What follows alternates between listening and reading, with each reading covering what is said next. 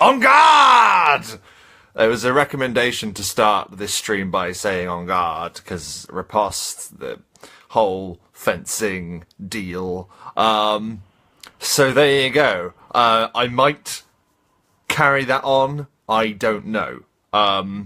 It seemed like a good idea at the time.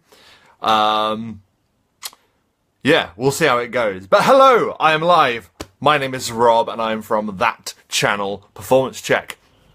And this is another, I guess, episode of REPOSTE, where I take a question that's been put to me in either the comments on my YouTube videos or on the Performance Check Facebook group, and I do my best to respond to it on a live stream with members of the community, obviously asking questions as we go as well, and offering solutions too. I like the fact that going live, it's very conversational, it's very, chilled, and you get some really great insight from the people on the stream as well. For those watching on YouTube, you can catch these live. If you are on the Absolute Tabletop Facebook page or follow me, Performance Check, on Facebook, you will find out when these are happening, so you can catch them live.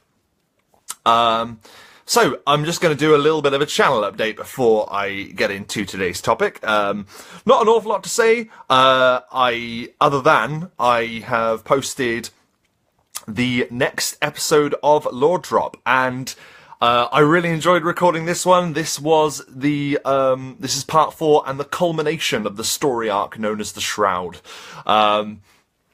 As it was the first campaign that I ran for my good friends at university, introducing them to D&D.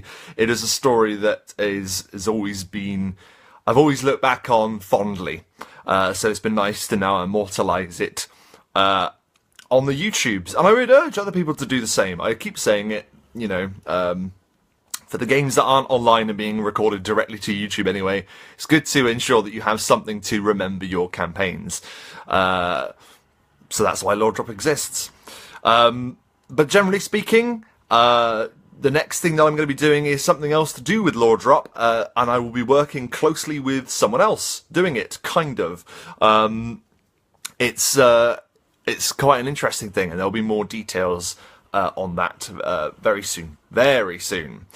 I can see Tyler Hurst has joined. Tyler is the one that has provided me with not one but 2 questions for today's riposte. And as they were both kind of linked, I thought I would tackle them both because I think, well, you'll see when I get to the question, which is this. I'm just going to start. I'm just going to go for it. Just going to have a sip of tea first, though. How are we all doing, by the way? Are we all well? I hope we are. Good stuff. So, just gonna whack on my vision intensifiers, because why not? So, this is these are the questions that Tyler asked. So first of all, alright Rob, I have a question for you. How do you effectively handle pacing in your games, and how do you decide when the proper moment is to introduce the main campaign plot? I find myself with a really cool developed plot and great developed characters and backstory tie-ins. But how do you take all of that and find the proper timing to bring it all together for the maximum effect? This is a good question. To be honest, in this, obviously in this large, wonderful community, we all have very different ways of dealing with things. I'm not saying that there's a particular right way to do it. There are obviously many different ways of handling such a task. So I'm just going to say how I go about doing it. But I would obviously love to hear from you wonderful people in the chat and in the comments below when this is posted onto YouTube, how you deal with this. So, pacing the plot and narrative. Well, first of all, it's kind of tricky. Because we are talking about an interactive game. We're talking about a story that you're telling, but don't have entire control of. obviously if you're a novelist or a screenwriter, you can deftly ensure that every single nuance of the characters and your plots are explored in a way that shows your audience, you know, exactly what's going on and allows them to buy into the situations that you're presenting them with. With role-playing games, it's slightly different because, as you all know, you have players with their own agency and their own demands and wishes and their own decisions that will change the course of events. And that can't be helped. I mean, even when it comes to more of a railroaded kind of campaign or session, you will find that even if you wanted a particular thing explored, the players may not pick up on it, they may not want to explore it, and might take it in a different direction. And that's absolutely fine, because that is the nature of the game that we play. And you have to accept that. But there are ways that you can influence that. There are ways that you can sort of give nods to the general ideas of your plot without essentially railroading. So it's a very, very, very broad and complex topic that we're about to describe. So we're about to explore. So you'll have to bear with me. But the way I'm going to do it is I'm going to use Lawkeepers as an example. Lawkeepers is a campaign you can find on my channel. Chapter 4 went up this weekend just gone. Had a great time, and you can check it out. But I will be using that as an example. I will try to obviously avoid spoilers because I like the story to be revealed to those watching as well. So, pacing, plot, and the narrative.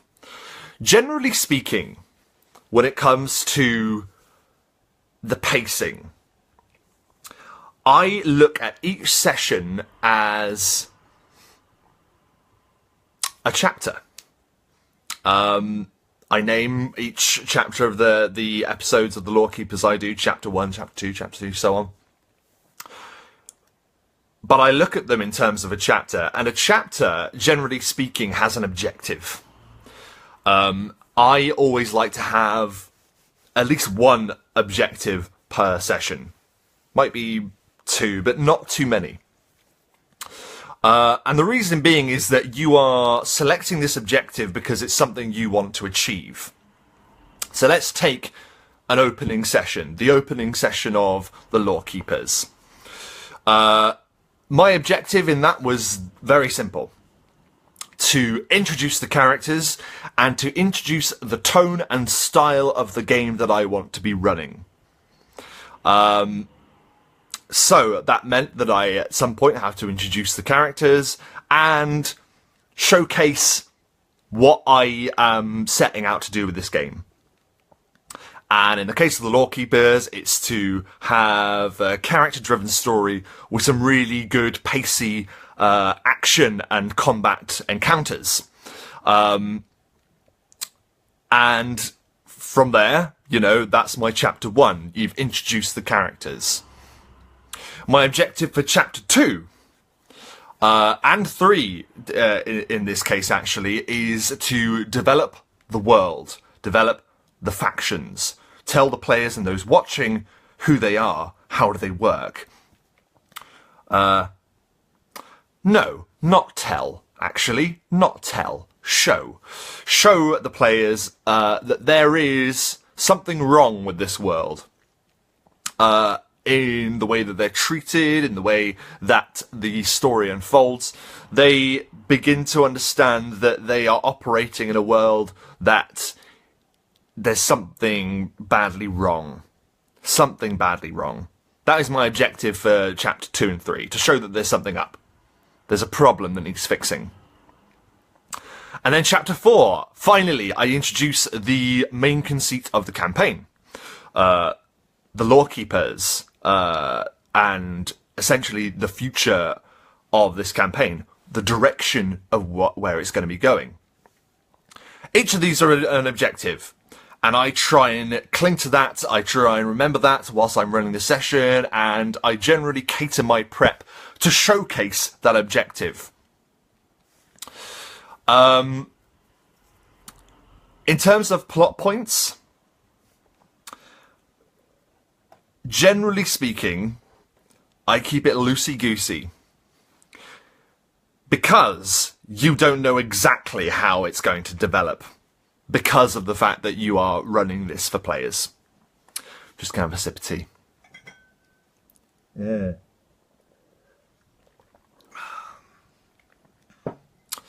So, that is generally speaking the broad strokes of how I go about it. The reason a lot of the time that I've done this is because I don't ever want to rush. I don't think a good story is rushed. I think you need to sow in seeds of what the players are going to encounter. This is why, for example, my players have only been told what the Lawkeepers are in the 4th session. One, because I wanted to build up their mystique to sort of show that they're obviously not around anymore. And also because I don't want to hit them with a whole bunch of exposition. In the sessions 1, 2, and 3, I'm showing them that there are problems in this world. There is treachery, and there is an antagonistic force that is operating. I'm allowing them as characters to basically forge their own opinions on the world before I then drop more information on them. So by the time I've got round to telling them, you know, the Lawkeepers, these guys are experienced in the world and are then able to make informed decisions on how they want to continue when confronted with this information. I also want to portray that, you know, heroes don't, you know, you don't walk outside of your door one day and say, I want to be a hero, you know? I want to give the players reasons for wanting to become heroes, or the reason why they are going to try and make a difference. And I've been giving them reasons to do so throughout the whole first 3 sessions. So in terms of pacing, it's just about allowing what you oversee as the entire campaign to just be drip-fed to them as you go, using these objectives. I can see I have some responses in the chat. So first of all, we have Alexander Kostic, who says, maybe this question is not for this particular video, but how to make narration in encounters and game in general always feel fresh and different. I am actually, as I mentioned, you might have missed it, at the very beginning I have stated that Tyler has actually put 2 questions in, and as they are kind of related, I will be tackling that as well. So that is a relevant question, and one I'm going to do my best to try and answer in the second half of this stream. So stick around, man, and I'll do my best to get to it. Tyler Hurst says, so do you always use these objectives in your sessions? And how would you plan around that? What about the nitty-gritty details of achieving your objectives? So, yeah, basically I do. When I'm planning my session, I think about what I want to achieve, what kind of feeling I want to convey. The 3rd session of the Lawkeepers, let's just say, I know that there is going to be, hopefully, I think, because I don't know whether they're going to get it or not, but I have planned for there to be a twist, something to happen that the players didn't expect. So I know that I am gunning to, one, lure the players into a false sense of security, so when this new information is revealed to them, the second half of the session is panicked and pacey and driven. I know that basically I'm basing that all around an encounter, the encounter of this betrayal. I don't want to say what it is in case people haven't caught up with Lawkeepers. For those who have watched, you probably know in session 3 that there is a betrayal of sorts, and I roughly knew that those events were going to take place. That was the Court of Whispers plan. And I just basically created everything that I wanted to happen in that session around that encounter, essentially, or that reveal.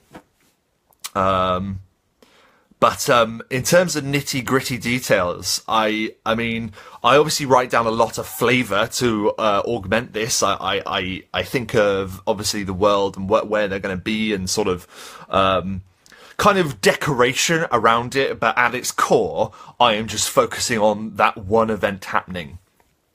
And you've got to remember, like, it's not just you doing this as well. Like, if you are basically in bringing it all together, you have to jump on a lot of opportunities that will present themselves, like, naturally. And this, I will say, a lot of it is down to improvisation as well as careful planning. I mean, it's half and half. If you found you've laid the groundwork in the sessions for these objectives, both you and the players will notice connections that happen in the game and will bring them together. And I swear to God, like, players will surprise you in how smart they can be in making those connections. So it's about having sort of a sense of trust as well, like the trust in your story, and trust that if you are saying the right things, that the people at your table are going to pick up on that, and will bring that to the fore as well when it comes to their role playing as well. I hope this is making sense. Tell me if it's not. Please tell me if it's not, because I'll try and explain better. I know sometimes I do go off on a bit of a tangent. Tyler also continues to say, so you said that you prefer drip feeding, but is there anything wrong with making the first session into a flood? I don't think there's anything wrong with it, per se. I mean, like I say, people do things different ways. I am not here to tell people what to do. I'm just here to say what works for me. I don't think there's anything wrong with it, really, but I would avoid it because if you're sat there giving like a whole bunch of exposition about your world and about your story, then, you know, you're not letting your players play, you know what I mean? If you're there for half an hour and the time does rack up, I've noticed, like, playing online in particular, like, I'm just amazed with how quickly, like, a session goes by, like, in a blink of an eye. And if you were to do that, then you'd be surprised with, like, all that time is just gone, and you realise you've been sat there for half an hour and your players haven't said a word, you know? In a way, I think it's good for the players to discover that information. But there also comes a time with the latest session of the Lawkeepers I found where exposition is needed. And I like to make sure that if there is going to be a lot of exposition, then it is dealt with in a conversation. A lot of the secrets and the explanation of the Lawkeepers came up, not through me just sat telling them what's happening. It was actually in a conversation with an NPC. So it's an interactive kind of way of you telling people where you're all at, telling people the stakes of the story and what has happened thus far. In doing so, you are then involving them. I mean, if you're talking about, like, the very beginning of a session, like, think about Lord of the Rings, okay? Think about how does it start? The world has changed. I feel it in the water. I smell it in the air. And there is that whole prologue where you hear Galadriel speaking about the history of the ring, the last alliance of men and elves battling Sauron on the slopes of Mount Doom. Isildur taking the ring, him being murdered, losing the ring, losing Gollum finding the ring, Bilbo finding the ring also. All of that is like 5 minutes, if best, and I know that's film, but at the same time, that's an awful lot of information provided to your players, and it's the information that they, and as a viewer, obviously, it's the information that you need to know going in.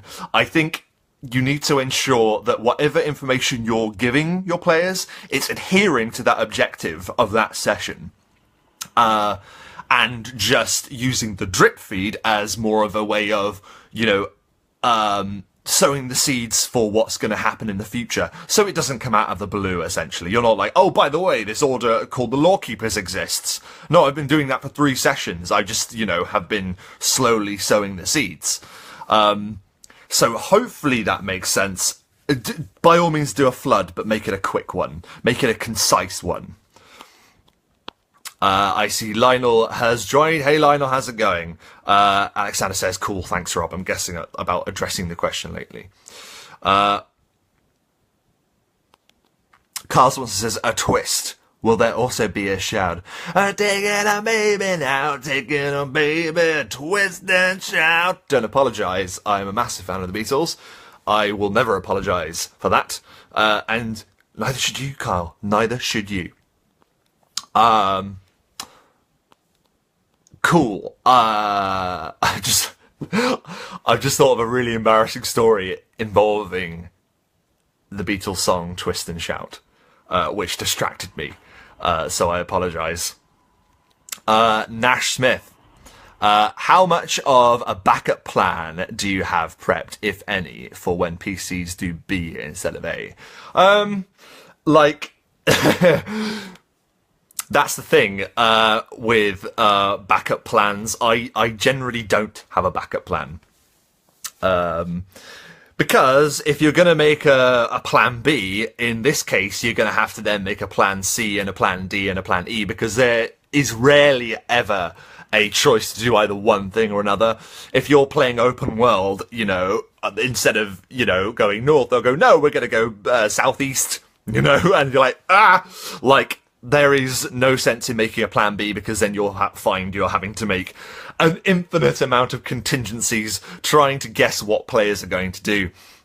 And I think the best way to tackle that is to understand the kind of game that you're trying to run, and to make sure that your players also understand that as well. With Lawkeepers, I don't handhold, but at the same time, the players know that they're part of a story. And as long as you give them motivation for being involved in that story, then you will never have a problem, I don't think. As long as what you're suggesting to them is logical and would be the right thing to do. I think if you're asking your characters to make a U-turn, because you've not carefully thought out where your sort of campaign is going, then that is when problems arise. That is when people say the fabled words, well, my character wouldn't do that. We've all heard that.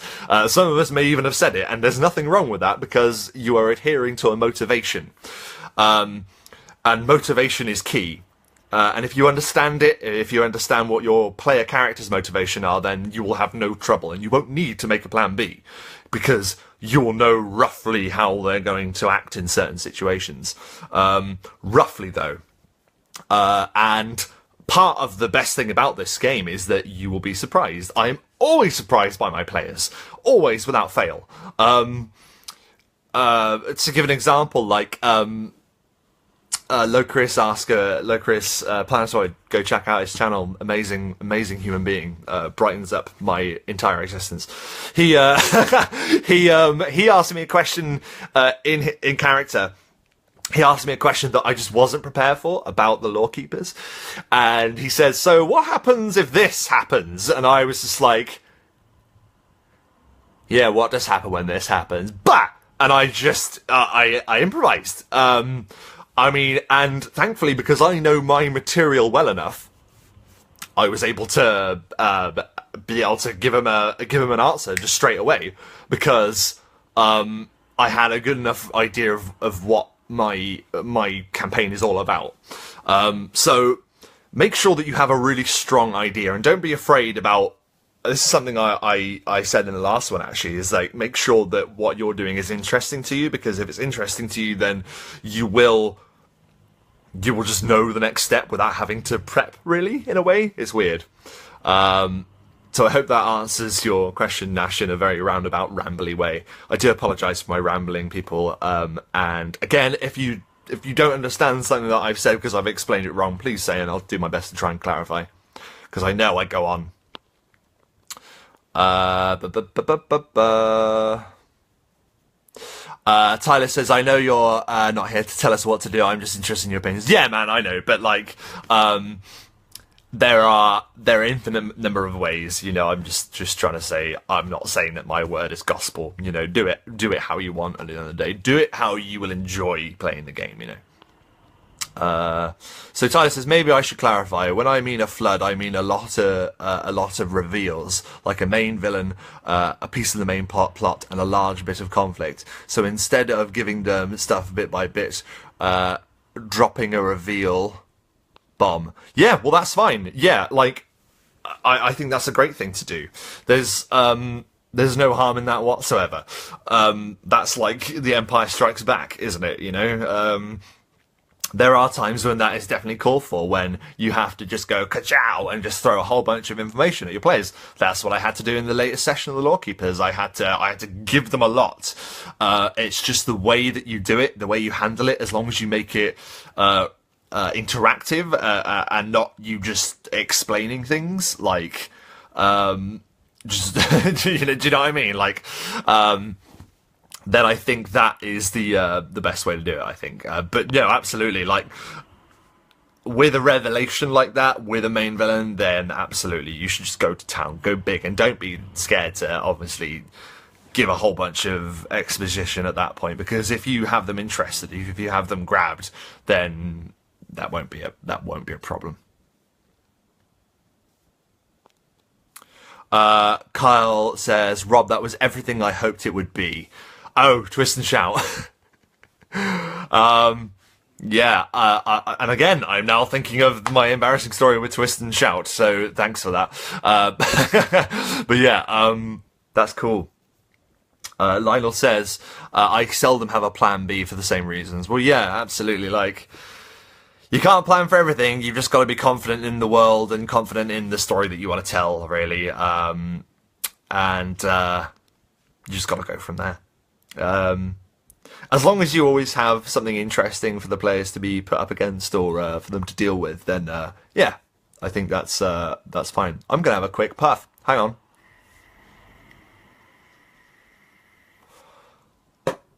Okay. Nash Smith says, it does, no worries on the rambliness. Okay, I'm glad it's making sense at least. Bill Mangan has said, hey Bill, by the way, hey man, don't worry, I don't have any impossible words for you today, oh yes. But I do have a quick question. What's a good way to come up with a quick NPC on the fly? Well, that's tricky, because by quick NPC, I suppose you mean someone who isn't entirely vital. There's obviously a hierarchy of NPCs.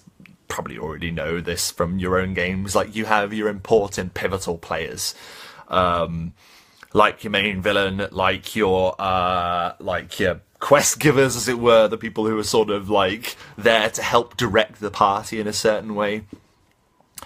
And those, I don't think, should obviously be quick NPC on the fly. You should think about those in a bit more detail, and obviously, you know, have their motivations and their sort of ideologies in your mind.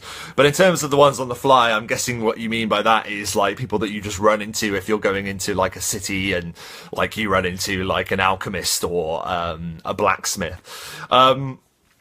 Tim from Tabletop Terrors has said this before, and it's something that I do as well. Like, I try and think of a character from TV or something, or I just try and pick just one element that will make them just slightly different, and run with it.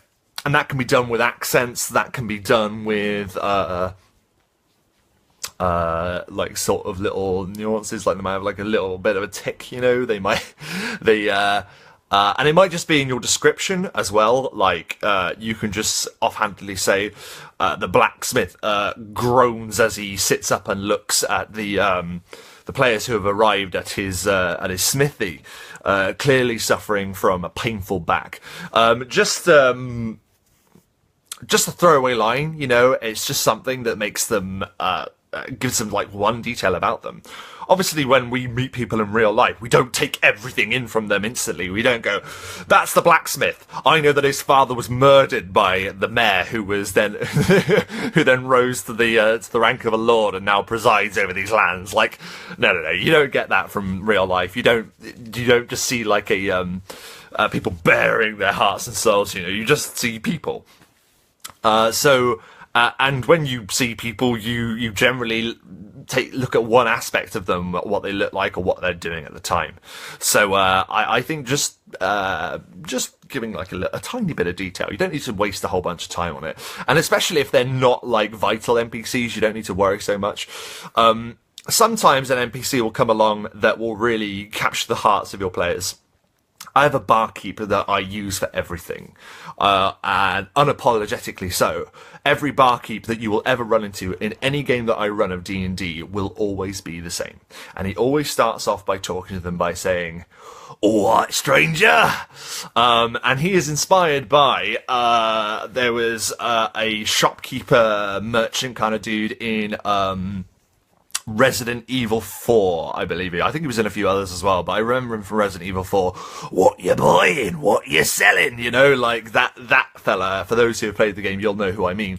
And it's kind of like the Nurse Joy effect, I call it. Like in Pokemon, they go to loads of different towns in Pokemon, but there's always the same nurse, and there's always Officer Jenny. You know, they're just the same character, but in like different towns. Now, some might say, "Oh, that's immersion breaking," but at the end of the day, like, it's kind of like an in-joke, and it's kind of like a funny thing just to have on the side, just a tiny little like joke that's shared by the party, and you'll find that is something that is lovingly looked at rather than dismissively. I once had the players go into a town, and this was in another campaign I was running, and players that I'd run games for years and years and years, the people that I ran games for that are now I'm telling in Lore Drop, I keep running into this barkeep. "All right, strangers, how's it going?" And once they walked into a bar and the barkeep wasn't there. It was a completely different person. And they were like, "What? What is this? Where is he? What have you done with him?" And it actually spawned into like a little subplot that this particular barkeep had been kidnapped. And replaced, and because they obviously knew that sort of out-of-game running joke, they were able to pick up on that story quest. So it did have its uses as well, which was really fun. So yeah, let's go, because I rambled on about a barkeep. Or the merchant in Dark Souls, he is always the merchant. Yeah, like, I think it's the blacksmith, isn't it? Is always the same dude. God, I love Dark Souls. Carl Swanson says, "The Nurse Joy of barkeeps, lol, sometimes the best NPC personalities." Yeah, that's it. And it's something that you can fall back on, you know? You don't have to think of like, "Oh, I need another barkeep," you know? Like, I really enjoyed that it's always going to be the same barkeep. Unless there's a story reason for there to be another NPC present, then, you know. But taverns are always there for a specific reason in D&D, aren't they? You go there for information, you go there for like, generally to have like, like a bar fight maybe every now and then. They're good like hubs, and if you have an element of familiarity which is like the same character, then it just adds to it, you know. It's just a bit of fun, which at the end of the day is all this really is, let's face it. And Tyler Hurst says, "Unless you kill him for his sword." Oh yeah, I think I know what you mean. Yeah. Hassan has joined us, says, that was a great ramble though, I enjoyed it. Cool. So I've addressed some of your questions. I'm now going to move on to the next part of Tyler's, he asked 2 questions. Yeah, some tea. So let's see the second part. Vision intensifiers on. Another question I have is designing dynamic combat and moments such as the epic chase scene in the Lawkeepers, and the scene in the first session with the bridges and falling carriage. Where do you go for inspiration, or rather do you draw it from, or where do you draw it from to make your scenes more exciting?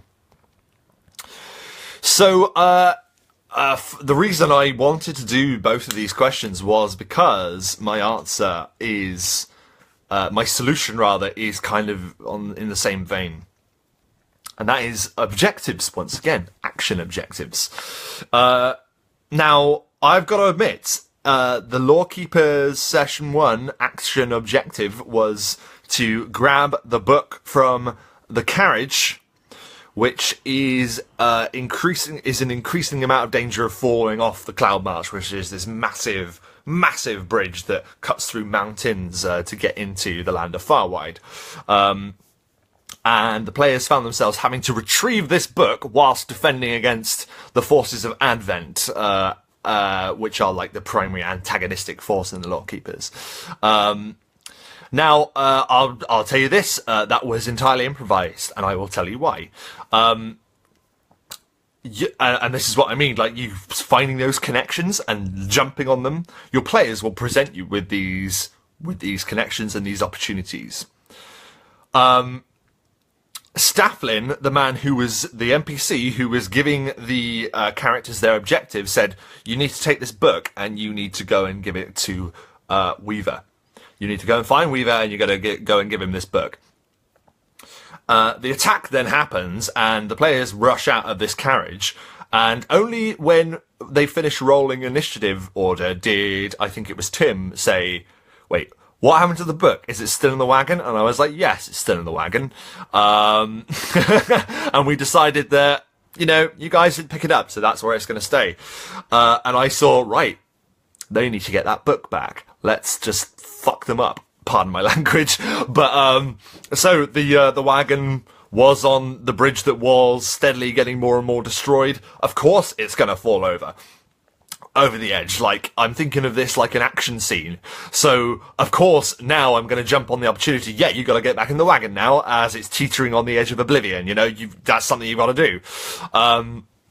So whereas the objective originally was to escape, I now jumped on the opportunity and said the objective is not only to escape, but obviously to retrieve the book before it clatters over the edge. And just embracing that. In terms of the actual timing, the actual pacing, this is something that I always do in all of my games, and I've said it in the last stream, is just to assault your players with an enthusiastic pace. You, as the DM, it is your job to set that pace. When asking players, you know, it's the fabled question, what do you want to do? Don't just say, what do you want to do? Raylan, you look as the carriage is teetering on the edge of oblivion. You realise you have moments before it topples over the edge. What are you going to do? Like, you ask them with a level of intensity, you ask them with urgency, and your players will respond in kind. They will echo that back to you. It is about making them feel something. It is about instilling a sense of urgency in the situation. It is not, oh, what do you want to do on your turn? It's, what do you want to do on your turn? Come on! You're running out of time! Like, that kind of mood into the game, like, you'll find it just works every time. I absolutely guarantee you. Like, it will make them panic. It will make them realise, oh crap, I need to think about what I'm doing. Too often do I see in games where you're in a combat situation and it gets round to another player's turn, and you go, what do you want to do? And they're like,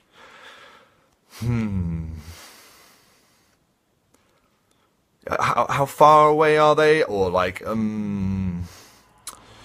right, I guess I could attack, but no, don't allow it. In a real fight, you'd be dead. You would be dead on the floor bleeding out. No.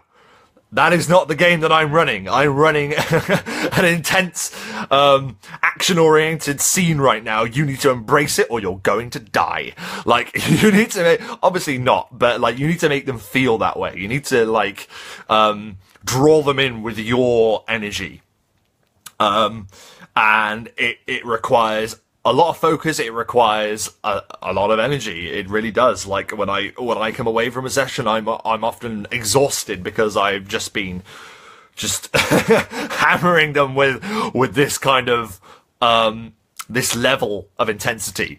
So that is another thing that I do just to make the combat pacier. Like you are essentially describing the scene with the pace that you want that scene to have. Essentially, it all boils down to the intensity that you want to instill. If you emote that, your players will give it back to you. It is a give and take scenario. Like, the other thing that I'd say is that you've got to pick. Like, what I like to do is I like to stack the odds a little bit as well. Like, there's nothing better than realizing that in a game, obviously, there's nothing better in a story when you realize like it's a do or die moment, like, and they kind of, you're giving over the fact that if something goes wrong, something bad is going to happen all the time. You are saying, you are basically laying the stakes out in front of your players. You're like, if you don't get there in time, that book's going to fall over the edge. If you don't escape in time, you are either going to be killed by the forces of Advent, or the bridge is going to collapse beneath you and you fall into a chasm, and you fall into the darkness, never to be seen again. Like, you are saying, this is do or die. You have to make this work. And that that kind of level of intensity and that level of danger is the best catalyst to get your players. Because like if I wouldn't be able to run that kind of scene if I wasn't being given stuff back by my players. Like, it doesn't happen. It's about just drawing that out of them. And obviously with the Lawkeepers, I have a great bunch of players. But it is your job as the DM to set those stakes. And if you're not doing that, then you're not going to get that momentum. So it's about stacking the odds against them.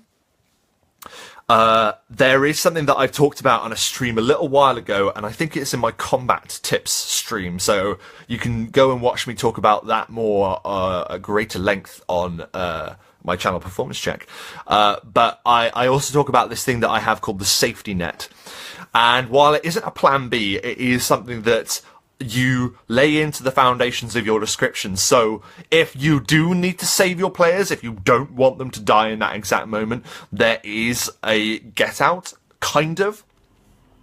And it isn't like foolproof. It's just that you have laid into your description there is a chance that if something goes wrong, they can save themselves. For instance, in that combat scene, Locris's character, Azarax, fell. He basically gets caught by Lloyd from Jarl DM. Lloyd's character, he basically grabs him and he's holding him like above this abyss. And Lloyd did a wonderful thing. And he managed to display that Maris's character has arachnophobia. He has a horrifying level of fear of spiders. And Azarax's familiar just happens to be a spider who crawled up his hand at that exact moment. So, of course, Lloyd's character dropped Azarax. Azarax, I just say, yeah, you fall. You fall. But then you stop. And, like, I obviously pause a little while to let it sink in, oh my god, I've fallen. No, you stop. You've been caught up in some of the vines that hang beneath this massive bridge.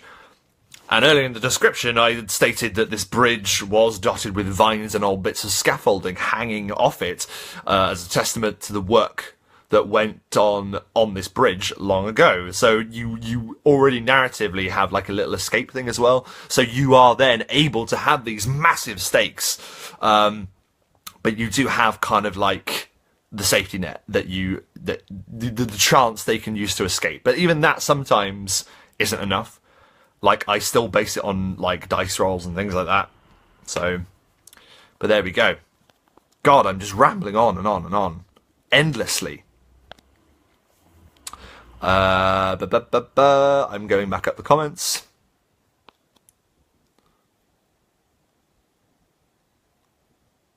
So Tyler Hurst is asking, with that intensity reminds me of the King Killer Chronicles for some reasons. Solid advice though.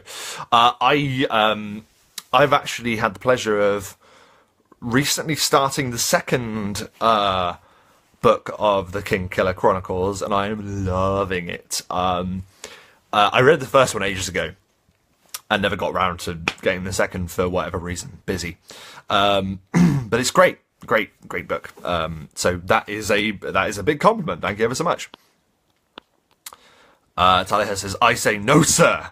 Respond with fervor. Respond or die. Tyler, and then Carl says, Tyler Hurst, riposte or die.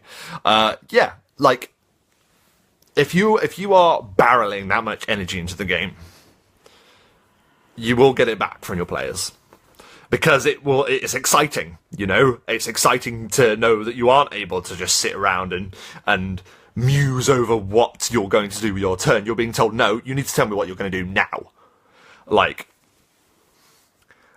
and you don't do it in an antagonistic way. You need to ask them as if you are actually in that situation. We're going to die. What are you going to do? Like, ugh! Like, I promise you it works. Every time. Tyler Hurst says, exactly. That do or die moment happened in an intense one-shot I ran on Monday, so I totally understand what you're talking about currently. Excellent, yeah. And sometimes there's no way out of it. Sometimes it is literally on the roll of a dice, which is the beauty of this game, isn't it? Like, I'm never saying for 1 second that safety net is something to get them out of every situation without a worry. No, it shouldn't. If anything, it was luck, because it still involved dice rolls. So yeah, it's pretty intense. What are your thoughts? I haven't asked the chat in a little while. What are your thoughts about creating intense, pacey atmosphere in combat whilst I have a wee puff?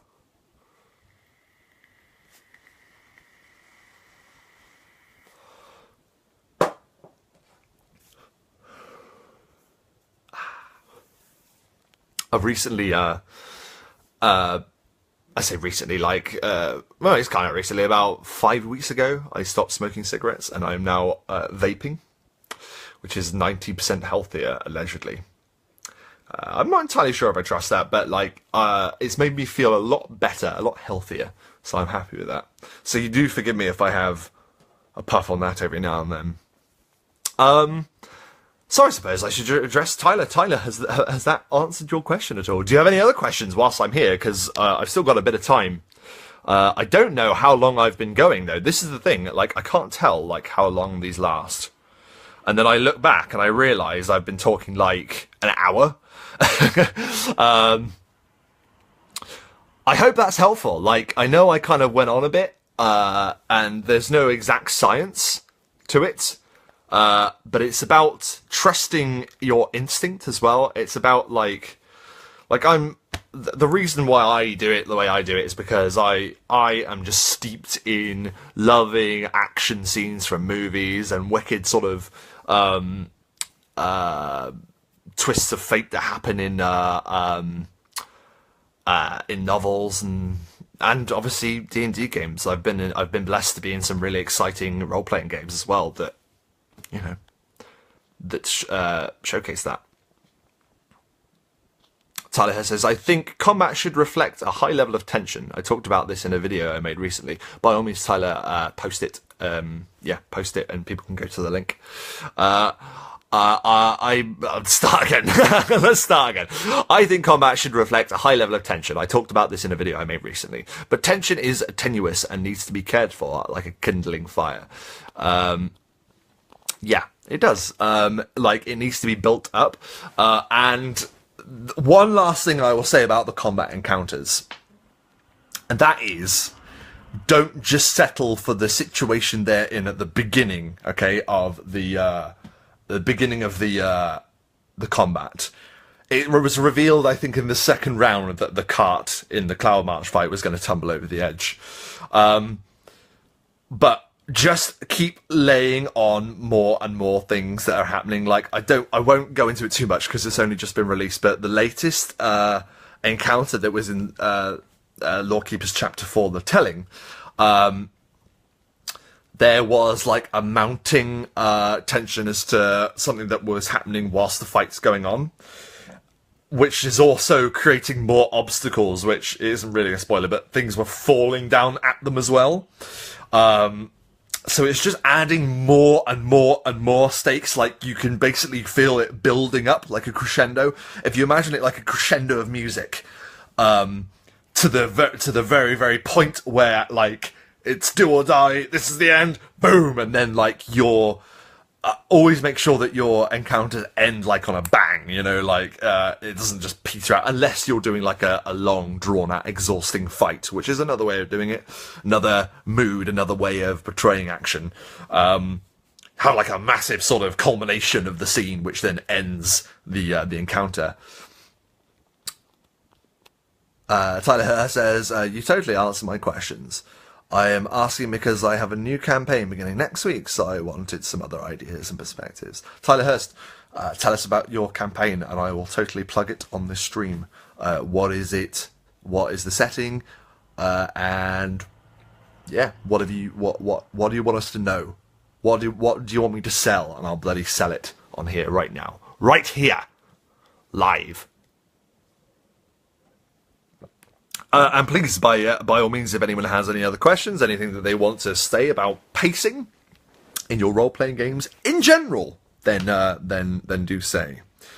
I did write down a couple of notes to remind me of what we were going through, but I think I've basically covered it all. In conclusion, just waiting to see if anyone else adds anything, and then I'll end the stream. In conclusion, Tyler Hurst says, sorry, I will conclude after this. It's a Convoker campaign. Awesome. I do love me some Convokers. It's a Convoker campaign set 10 years after the fall of the Corruptor, for those who know of the Provokers. Who are the Provokers? I'm kidding. Everyone knows the Provokers, man. That sounds really awesome. The missing link, as it were, because the latest Provokers campaign is 20 years after, isn't it? That's really interesting. That's really cool. I would definitely give that a watch. So yes, definitely go over to Tyler Hurst's YouTube, which is On a Roll, and it's ROLE. Yes, I got it right. He just put it in. Yes, it is On a Roll. For those interested in watching, my channel is On a Roll. Roll like roleplay, obviously, ROLE. So yes, in conclusion, the way that I do pacing in both overarching narrative and in combat is really down to the same for the same reason, and that is because I want to pace it to give in an emotional language, like in a way that people can sort of understand the situation that they're in. You can use it to tell people that, you know, you're now currently in a tragic situation. You can now allow your players to understand that you're in a desperate situation, a struggle for survival. And you use that mood to then inform how you then pace what you're doing.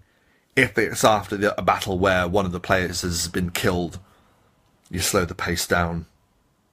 You allow it to be sad and melancholy.